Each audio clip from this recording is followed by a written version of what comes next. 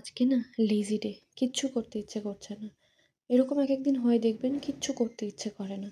আসলে কাল না মাথা ধরেছিল। খুব কষ্ট পেয়েছি। আজও ভয়ে, ভয়ে আছি। যদি আবার মাথা ধরে? ওই বলে না মাইগ্রেন যাদের আছে তাদের আর এক্সট্রা করে শত্রুর প্রয়োজন হয় না। সত্যিই তাই। এই ব্যথা যে কী ব্যথা যার আছে সেই একমাত্র জানে। কিন্তু আরেকজনের তো খাওয়ার সময় হয়ে গেছে। তাকে খাওয়াতেই হবে। সে তো কারো কাছে খায় না। আর সকালে না আমি এইভাবে এখন বই দেখিয়ে দেখিয়ে এটা কোথায় ওটা কোথায় দেখাতে দেখাতে খাইয়ে দিই। দুপুরে কিন্তু সেটা চলবে না, পাক্কা 1 থেকে 1.5 ঘন্টা বসে থাকতে হয়, সারা ঘর ঘুরে বেড়াবে। দুপুরে খাওয়ার টাইমটা আসলেই না আমার টেনশন উঠে যায়, আবার এত সময় লাগাবে।